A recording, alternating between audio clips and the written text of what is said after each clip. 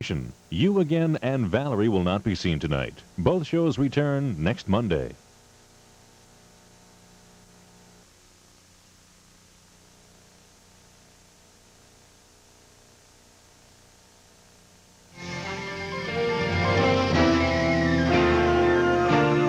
The following program is an NBC special presentation. Tuesday on Who's the Boss? Who is that enormous woman? That's Celeste Louise, my cousin. You know what they say, the camera always adds 30 pounds. Come on now, look at that face. Look at those cheeks. They're not that big when she's not eating. Tony Danza stars in Who's the Boss? Then, good bounce. There's laps in the zebra boat. Growing pains. Global's got it. Tuesday. She's a sly one, that Alexis. And I'm not going to apologize for that.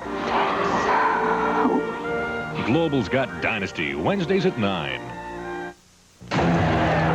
There were 2 American rescue efforts made in Iran. One failed. The other inspired Ken Follett to write his greatest thriller.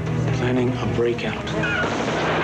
Richard Crenna and Burt Lancaster star in a remarkable adventure on Wings of Eagles, a global 2-part miniseries starting next Sunday.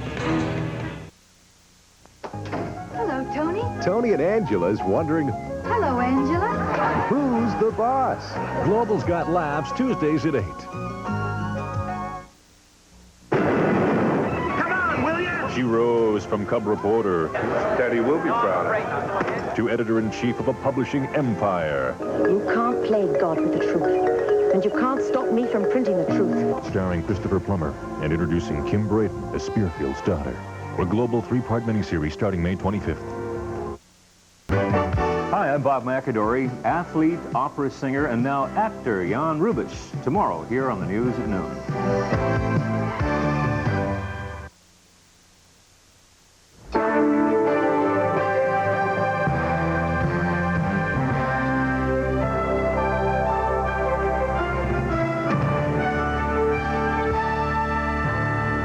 Stevens vows to return after he's vindicated.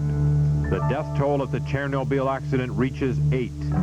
And Canadian government lobbyist Michael Deaver may have violated U.S. conflict of interest rules. This is the national edition of Global News with Everett Banning.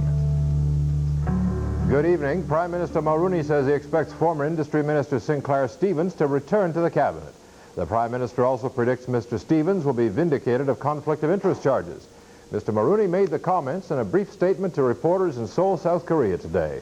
He says he accepted the resignation with regret, and he says Mr. Stevens served the cabinet with competence and distinction. Mr. Stevens is the 5th minister to resign from the Mulroney cabinet.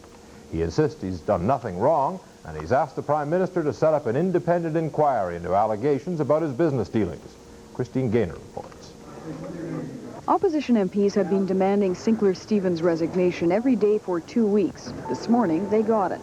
I believe it is in keeping with our parliamentary traditions and practices that I tender my resignation as Minister of Regional Industrial Expansion effective immediately. The minister has been under attack ever since reports that his wife obtained a $2.6 million loan from a man with connections to a company that has received tens of millions of dollars from the industry department. The loan was to help save Mr. Stevens' company from bankruptcy. The resignation of the apparently unrepentant minister has not satisfied the opposition. The Prime Minister didn't have a sudden attack of morality. He had a sudden attack of Alan Gregg in the polls.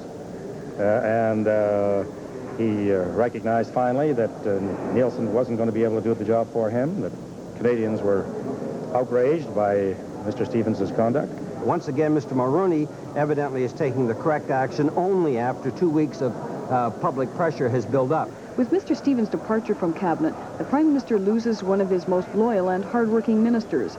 But Mr. Mulroney's letter to Mr. Stevens is strangely neutral, with none of the usual phrases about accepting the resignation with regret. Even as Mr. Stevens was leaving the Commons, the Prime Minister was announcing that Transport Minister Don Mazankowski would become acting industry minister. Did you volunteer or was it asked for? There's nothing in the Prime Minister's letter to indicate if he will reinstate Mr. Stevens if the former minister is cleared by an upcoming independent inquiry. Even that investigation is causing some controversy. The opposition wants a parliamentary inquiry because it says it fears the government will try to bury the issue by passing the problem on to someone outside Parliament. Christine Gaynor, Global News, Ottawa. Sinclair Stevens has represented the Ontario riding of York Peel since 1972. George Wolfe spoke to some of Mr. Stevens' constituents today in Newmarket.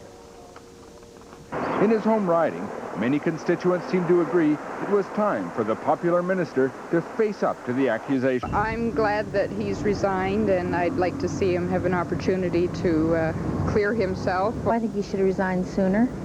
Should he have gone all the way and resigned Parliament? Yes, definitely.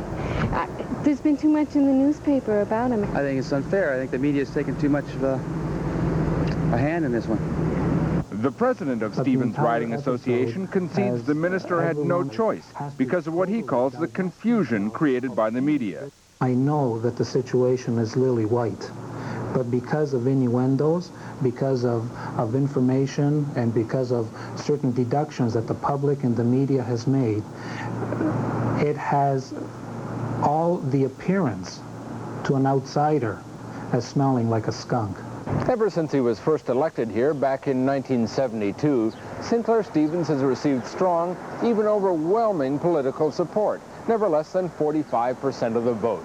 His political future depends not just on the inquiry, but how his constituents feel he's handled a very serious set of political allegations. George Wolfe, Global News in Newmarket. Heads rolled in the Soviet Union today over the accident at the nuclear plant at Chernobyl. 3 party officials were disciplined and 1 man lost his job as the investigation into the worst ever accident at a nuclear facility continued. And there was also a new figure released increasing the death toll from the accident. Steve Hurst reports. The death toll rose sharply. Soviet officials tonight said 6 people died, apparently bringing the number of dead to 8. The government announcement said 35 other people remain gravely ill. The television quickly shifted to a videotape report of cleanup operations. These are the best quality and most extensive pictures of the scene yet.